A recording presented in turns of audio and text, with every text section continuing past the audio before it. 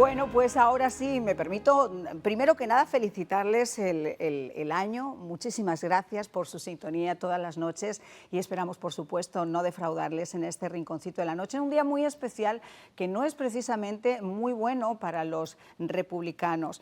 Esta votación está siendo complicada, está siendo histórica. Y para hablar sobre eso, ¿quién mejor que Jaime Flores, vocero del Partido Republicano, para medios hispanos? Muchísimas gracias, mi querido Jaime, por acompañarnos. Feliz año.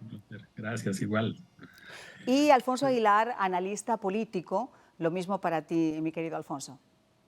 Un placer estar contigo. A ver, vamos a comenzar, si te parece, con Jaime, porque yo decía que esto obviamente es algo histórico, es algo que no se producía. Obviamente hay muchas personas que se preocupaban y decían, bueno, pero es que puede ser nominado un demócrata. No, eso hay que quitárselo de la cabeza. Siempre va a ser un republicano. La historia está en si va a lograr el apoyo McCarthy o si, por el contrario, va a ceder a sus intentos. ¿Qué opinas tú, Jaime? A ver, Marian, cualquiera que obtenga más de 218, es decir, 218 votos, sería el nuevo speaker de la Cámara de Representantes. Las posibilidades de que un demócrata, como bien lo dices, los obtenga son bastante difíciles en la medida en que pues, los demócratas tienen 212 tras el fallecimiento de uno de sus miembros hace apenas un par de semanas.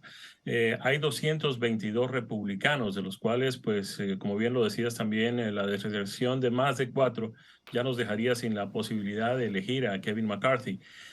Caramba, uno se pregunta, después del esfuerzo enorme que se hizo en las toldas del Partido Republicano para obtener esta mayoría en la Cámara de Representantes, que es lo único que tenemos. Exacto. El Senado sigue siendo controlado por los demócratas, la Casa Blanca sigue siendo controlada por los demócratas. Lo único que tenemos de dónde agarrarnos para tratar de pues, cumplir con todo eso que se le prometió a la opinión pública para las elecciones del 8 de noviembre es con esta mayoría un tanto precaria que tenemos en la Cámara de Representantes, pero mayoría al fin y al cabo.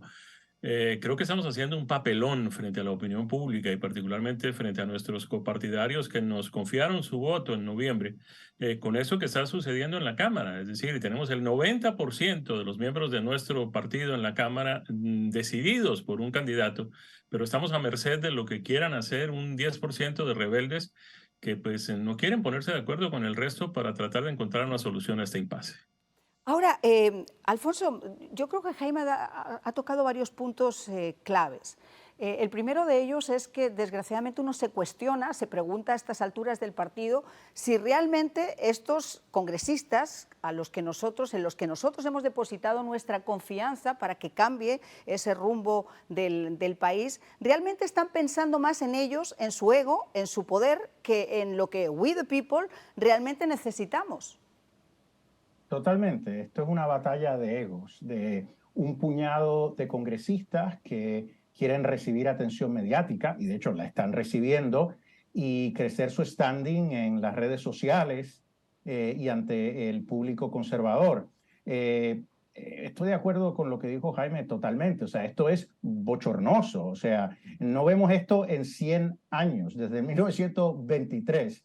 O sea, usualmente cuando llegamos a este día, el partido de mayoría ya ha seleccionado al candidato que va a ser speaker, ofrecen su candidatura, lo ponen a votación y es aprobado en el primer voto. Ya tuvimos 3 votos. O sea, es vergonzoso y obviamente los demócratas aprovechan esta situación para burlarse de los republicanos. Y realmente el argumento más fuerte en contra de los republicanos en este momento es que si no hay speaker, no hay cámara, porque el speaker es absolutamente necesario para juramentar a los congresistas. Y si no hay cámara, no se atienden los problemas del país. Entonces, claro, el pueblo americano puede estar diciendo, ¿en qué están pensando ustedes? ¿En lo que es mejor para la nación o en sus personas, en adelantar su agenda personal? Debo decir que esto tampoco es un problema, una batalla entre conservadores y moderados, porque la mayoría de los conservadores, incluso muchos que apoyan al presidente Trump, como Jim Jordan,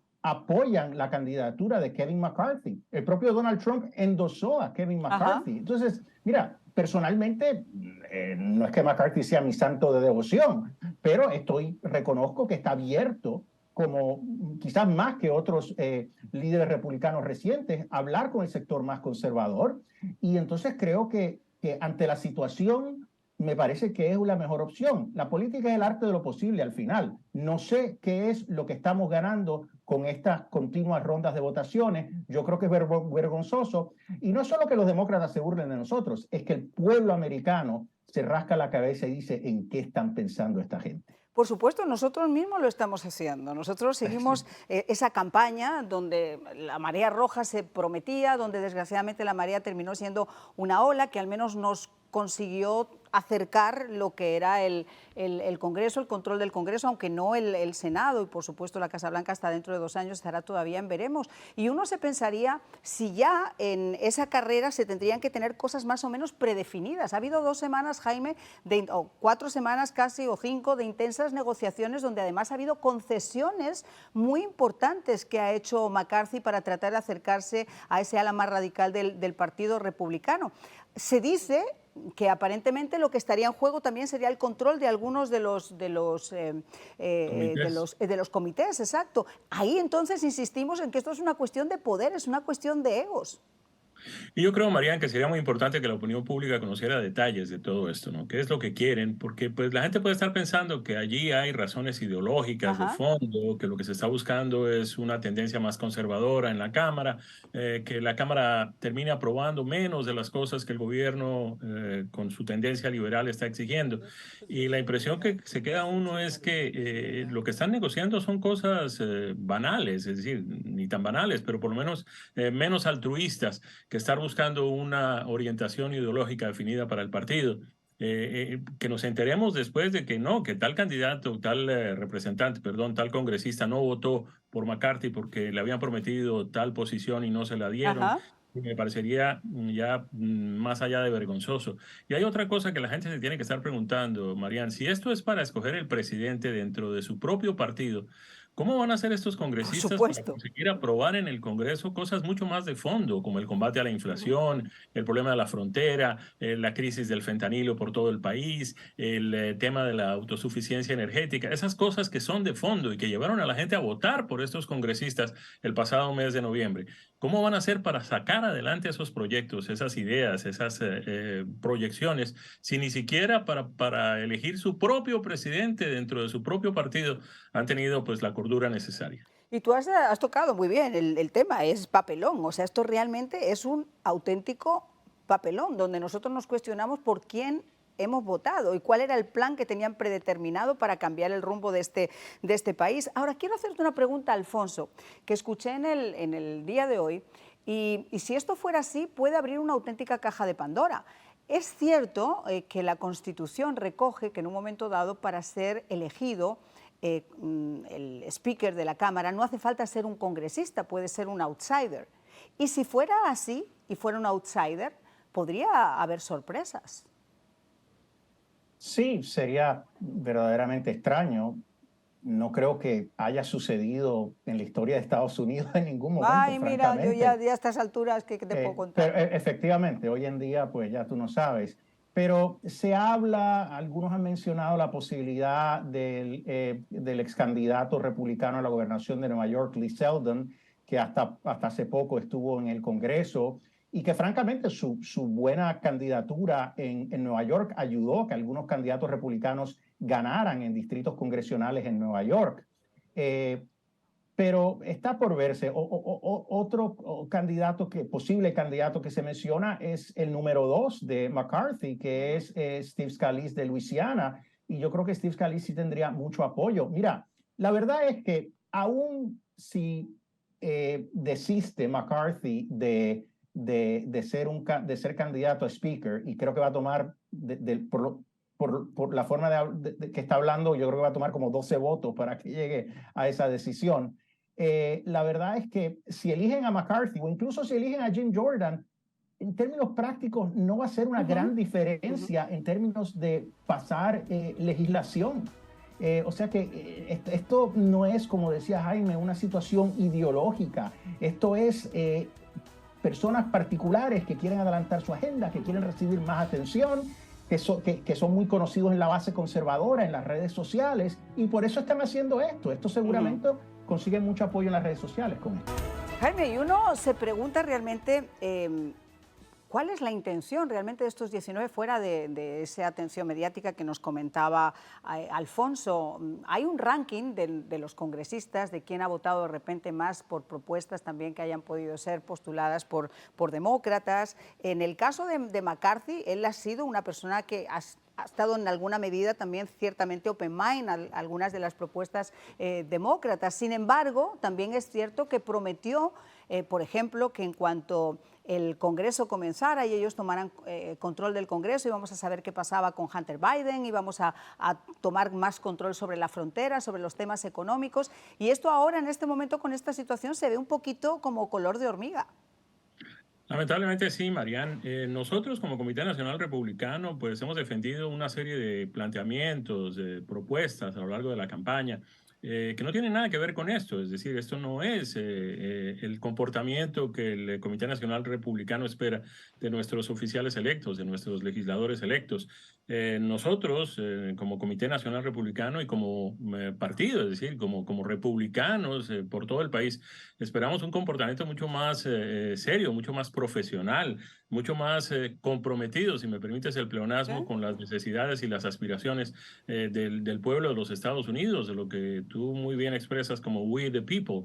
Y realmente eso no es el reflejo que estábamos esperando. No esperábamos un primer día en el Congreso con estas características. El Comité Nacional Republicano pues entiende la importancia de la aspiración de Kevin McCarthy, tiene el respaldo de nuestra presidenta Ronna McDaniel y esperamos pues que entren en razón los congresistas en el curso de las próximas horas y mañana al mediodía, cuando vuelvan a reunirse, pues ya haya más luz sobre esta situación que de cualquier manera tiene que resolverse en el plazo más corto posible. Ahora, Alfonso, ¿qué concesiones harían falta o qué factor externo podría ayudar a estos 19 disidentes del partido a votar finalmente por McCarthy? Porque cuando uno ve a esa señora de rojo, que es como la pantera rosa vestida de rojo, disfrutando como una loca de lo que se está viviendo, pues yo creo que hay un motivo todavía, o debería haber un motivo más importante por parte de los republicanos como para acelerar este proceso, y me estoy refiriendo a la señora Pelosi. Definitivamente, pero concesiones, yo no sé qué más puede hacer Kevin McCarthy, qué más puede ofrecerle a estos congresistas disidentes para conseguir su voto.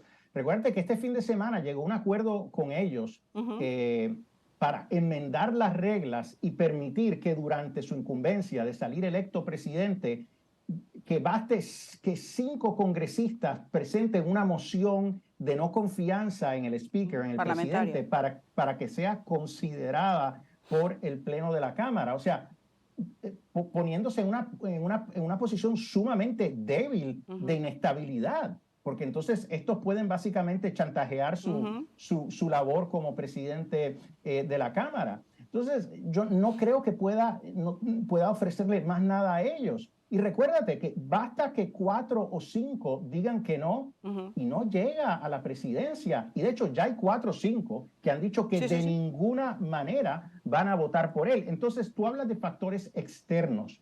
Yo creo que esa es la única manera, pero eso significaría que alguien de la talla de Donald Trump levante el teléfono y empiece a llamar a estas personas. Le diga a Mark Getz, por ejemplo, que uno de los líderes de este grupo, el congresista de Florida, que es muy trumpista, que lo llame y le diga, mira, basta ya, nos estás poniendo en riesgo. Y quizás eso ayudaría a Trump, quedaría bien ante el pueblo americano. No sé, yo creo que eso es lo único que pudiera salvar a Kevin McCarthy en este momento. Pero sí creo que si esto continúa, y esto parece un cónclave papal, ¿verdad? Sí. De voto tras voto tras voto. Exacto. Hay humo blanco. La fumata. Pues, la fumata blanca, exactamente. Pues vamos a esperar, pero yo creo que va a llegar un momento. Hay que reconocer que en este momento, a mí me hubiera gustado en términos prácticos que Kevin McCarthy hubiera sido electo en la primera ronda, pero en este momento su liderazgo está debilitado. Eso es una realidad. Entonces hay que ver cuánto más aguanta.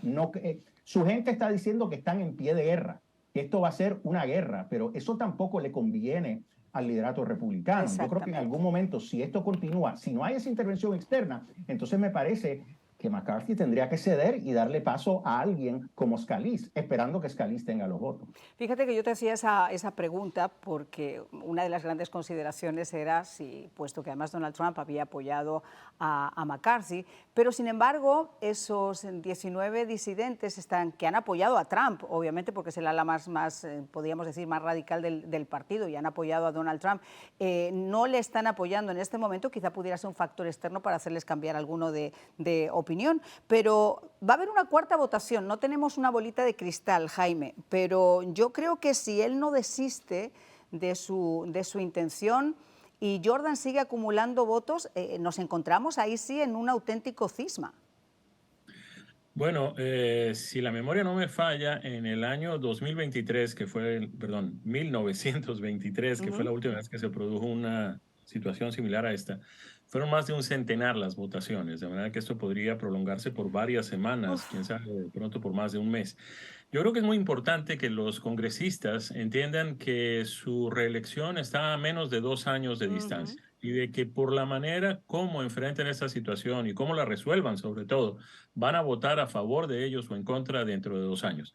Es muy importante. En 2 años pasan muchas cosas en política, pero la memoria de la gente y sobre todo en la era del Internet, los medios, el acceso a la información y los medios pues, sociales, las redes sociales, seguramente le recordarán a los votantes cómo votó cada uno de estos congresistas cuando tuvimos la crisis del 2023 y la elección del speaker de la Cámara en el Congreso número 118. De manera que pues mucha atención con eso, porque seguramente la reelección va a depender de la manera como se comporten en estos días. Y además una votación y una nominación tan esperada por años, porque la Pelosi llevaba más de 20 en esa posición y era algo que se esperaba. No debería haber habido ya un plan y haberse presentado esa votación, al menos con votos asegurados. Bueno, mi querido Jaime, reflexiones de último minuto.